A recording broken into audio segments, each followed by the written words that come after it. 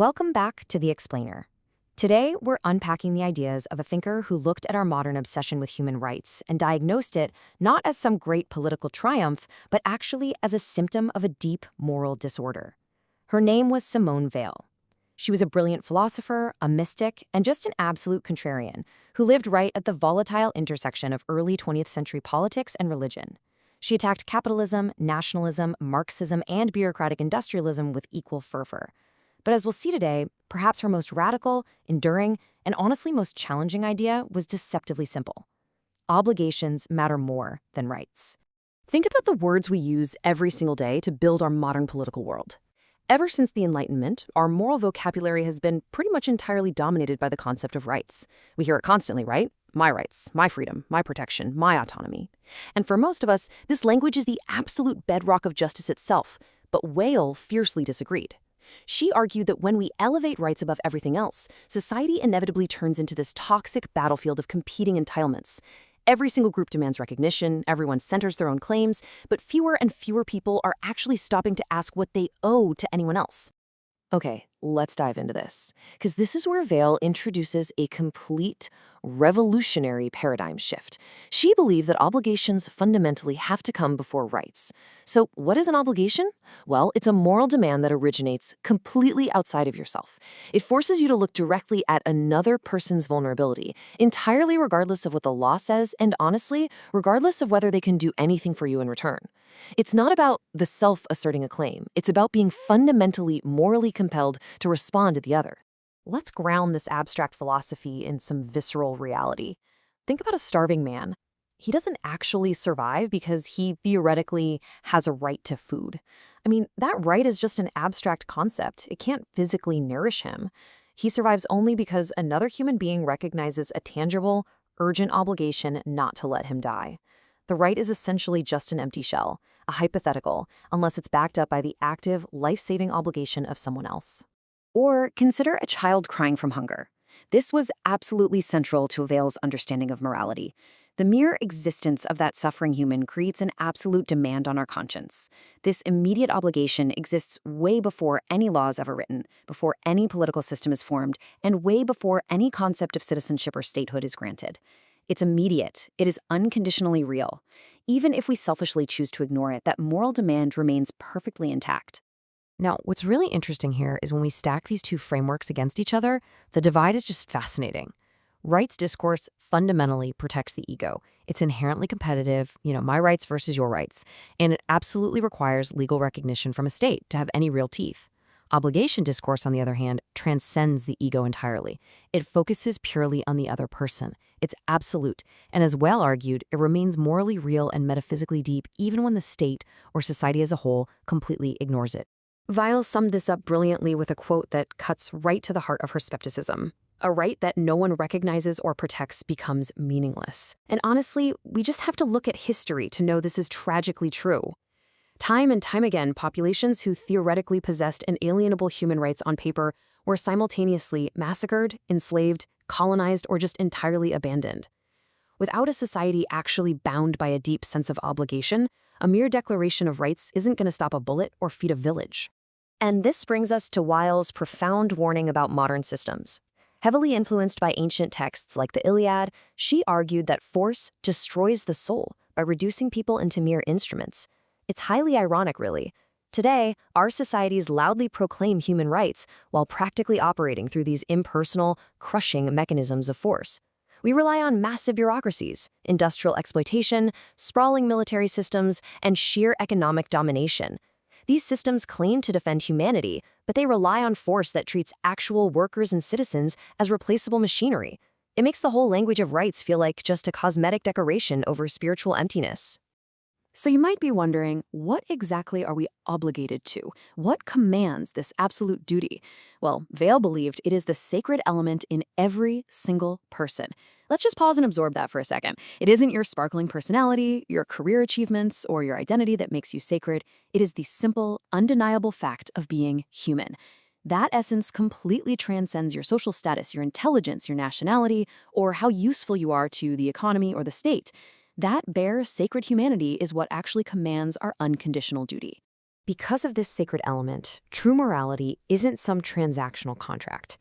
It's not an exchange of, I'll respect your rights and you respect mine, which, let's face it, only works when both sides have something to offer. Anyway, Weil argues we owe profound justice to the weak, the foreigner, the enemy, the dying, and the socially invisible. We owe them justice even, and especially, when they have absolutely nothing to offer us in return.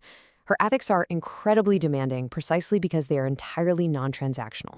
So, how do we actually fulfill this? That moves us into the next phase of her philosophy.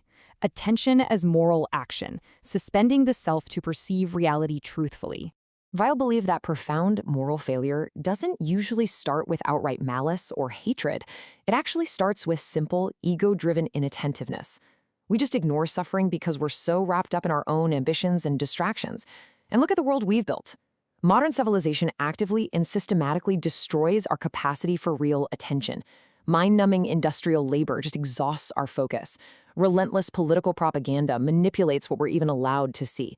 Rigid ideologies narrow our vision, and mass culture fragments our minds into a million distracted pieces. We are literally structurally set up by modern society to be morally blind to one another. The result is the stark and incredibly painful hypocrisy. As our attention declines, we end up with societies full of people who will speak endlessly and passionately about humanity in the abstract, all while becoming increasingly indifferent to the actual flesh and blood human beings suffering right in front of them. It's the ultimate failure of a rights-obsessed, attention-starved culture. This observation led to her broader societal critique found in her famous work, The Need for Roots, Creating Conditions Worthy of Human Dignity. Weil realized that abstract rights simply aren't enough. You could legally possess complete freedom on paper while practically living in total spiritual despair, alienation, and social fragmentation. Human beings fundamentally require rootedness, things like family, meaningful labor, historical continuity, and a strong moral structure. But modern society specializes in uprootedness. Through rapid industrialization, mass politics, and constant economic instability, we've stripped away our spiritual supports without replacing them with anything coherent. And when individuals become uprooted, they become incredibly vulnerable to the intoxicating, dangerous pull of nationalism and ideological extremism. And this brilliantly illustrates why Weil is so incredibly hard to put into a conventional political box. She impartially and fiercely criticized both major political paradigms. She warned that liberal individualism encourages a hyper-focus on the self, which weakens our communal obligations and reduces deep morality to mere legalism. But she equally condemned collectivism, which crushes and subordinates the individual human soul to the state, the party, or the revolutionary movement. Her thought was deeply anti-idolatrous. Any system elevated above truth and human dignity inevitably becomes a monster. To resist the monstrous tendencies of these systems, Weil drew heavily on Christian mysticism. Although she never formally joined the church, she introduced a severe, fascinating spiritual concept called decreation. Basically, this is the incredibly difficult process of intentionally shrinking your own ego. It's about deliberately reducing your attachment to personal power and self-importance. Why? Because you have to clear away the ego to make room for genuine compassion. Spiritual maturity means moving away from egocentric demands so you can achieve a radical openness to others. Let's bring this profound philosophical journey right back to the present day. Just look at our highly polarized modern landscape. Our public discourse is overwhelmingly dominated by endless competing entitlement claims. We are constantly arguing over group rights, cultural rights, economic rights, political rights. Everyone is hyper-aware of what they are owed by society, creating a culture entirely characterized by institutional distrust and identity conflicts. But Weil, she would look at our society and ask an entirely different set of questions. Just ask yourself, who still feels obligated to tell the truth?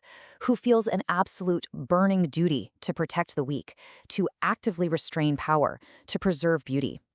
Who feels obligated to maintain justice, even when it comes at a severe personal cost? She warns that civilizations don't merely collapse from injustice. They collapse from spiritual indifference. So, the crucial point is this, and it's a big one. Simone Weil didn't hate human rights. Actually, scratch that, she didn't want to abolish them at all, and she completely agreed they were necessary. But she knew that rights are a hollow, incredibly fragile shell without moral duty. Rights simply cannot sustain themselves automatically. A constitution is just a piece of paper, right? They survive only when a critical mass of people willingly accept and act upon their duties toward others. We live in an age organized around power, self-assertion, and fiercely demanding our fair share. But Simone Weil leaves us with a haunting, uncomfortable standard that demands true humility and sacrifice. If we want a genuinely just society, we have to stop solely looking in the mirror and start truly paying attention to each other. The ultimate moral question of our time isn't what am I owed? It's what do I owe others?